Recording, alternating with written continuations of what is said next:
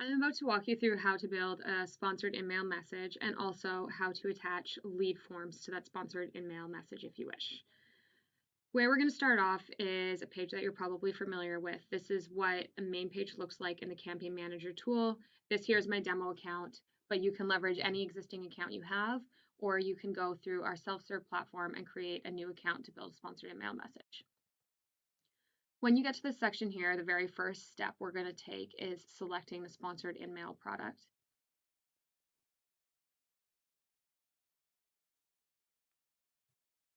That is going to then bring us to the first page where we add in the campaign name. This is something used really for when we export reporting, whatever your internal convention may be. I'm just going to call this test InMail for the time being. As you scroll down, you have the opportunity to select a specific language. And then underneath, you'll see you have two options. The first option is to drive people to your website. That's what you'll select if you'd like to deploy a standard sponsored InMail message. The second option is the example that we're going to walk through today, and that is to have a standard InMail message, but also to collect leads using the lead gen form. So I'm going to select this one for the example we're about to walk through and select next. Here we have the first step in actually building the creative message. I'm going to name this creative A. If you are running multiple different tests of different variations of creative, just make sure to separate them in this naming convention. And now we have the opportunity to add a sender. So there's two options at this point of the sponsored InMail message. The first is to add it from somebody's profile. So that's the example we're going to use today. You simply hit add sender. And for the example today, we're going to use Andrew Manu, who is the head and director of field and product marketing at LinkedIn. And you'll see we now send him a request. We have Andrew here now as pending, and we're actually not going to be able to select him as the sender of the InMail message until he goes into his LinkedIn inbox, receives a message, and hits accept that we can deploy InMail on his behalf. The second example is going to be sending from a company page. And that is something that's not entirely available to you at this point in time, but will be coming soon. For the time being, if you'd like to send an email from a company page, reach out to your LinkedIn accounts team, and they will figure out a way to do that for you on the back end so you can send it that way. Now that we have the sender selected, we're just going to scroll down and select next, which is where we get brought to this screen. This is building the main body of the InMail message. We have a subject line here. For this example, we'll do learn how to master InMail.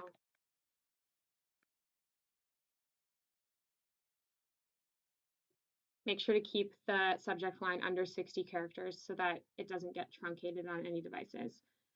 Then the message text here, I'm just going to paste body text that we had already created in advance. As you can see, this is a short and concise message, which keeps it within our best practice of 500 characters or no more than 1,000. And then we have all these formatting options up here, which we really encourage you to use as it becomes much easier on the eye, especially for mobile members. The first thing I'm going to do is bullet these points, for example. And then you'll notice at the beginning of this message, we'll want to introduce the body copy.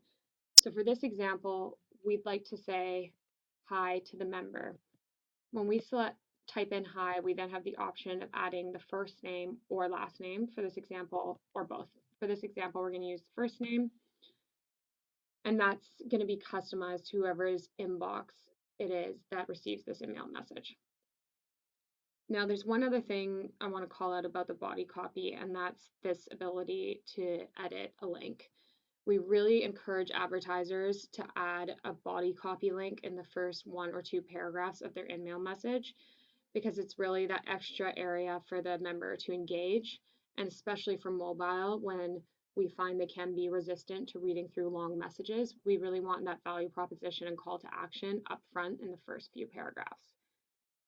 In this example here, we'll take the InMail Masterclass, and we're going to hyperlink it just to LinkedIn.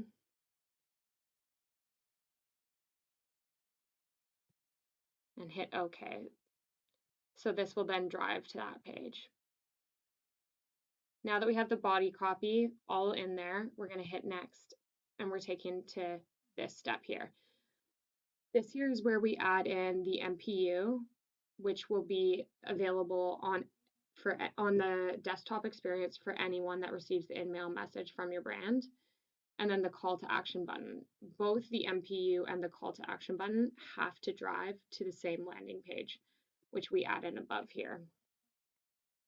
I'm going to add in the same landing page, and for the call to action, we're going to use learn more for the example. In order to upload an MPU, you simply click this box and you can upload it from your desktop or wherever you may have the image saved. Now, this would be the summary of how you set up a standard InMail message. Once these steps are complete, you hit next and you get brought through the targeting and bids and budgets. But for today's example, we're going to walk you through the additional step of how to create that lead form, which is attached to the InMail message. And the way that you do that is to simply create new form template, which is available for you here. Now we have the ability to go in and edit what that form is going to look like for the member. Here I'm just going to give the form name test 1. Again, you can create multiple forms, so just make sure to differentiate them in the name, however you would like to associate with them. Now offer headline. For this example, again, I'll say learn how to master InMail. Offer detail. This is where you want to let the member know exactly what your value proposition is, why they should download the material, and what you're going to be able to offer them.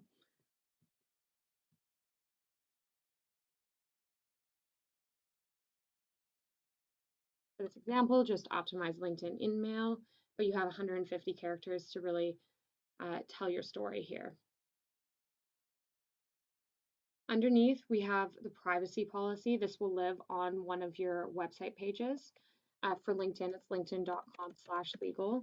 So we're going to add that in here. And then underneath, you have the option to add in all your custom privacy policy text. So this is really the place to include all the information about what your intention is with the member's data.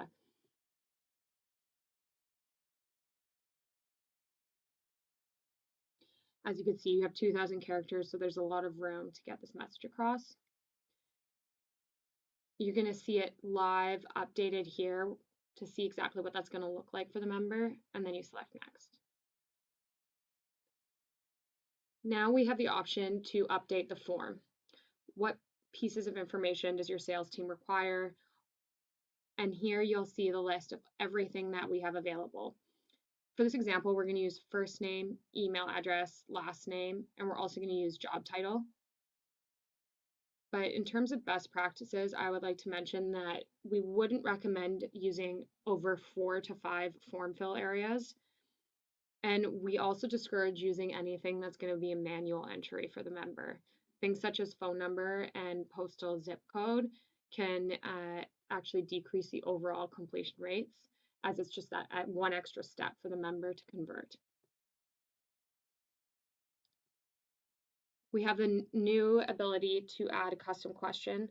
You can simply ask an open-ended question, or you can create a multiple choice question and customize it to whatever your business requires in order to collect this information.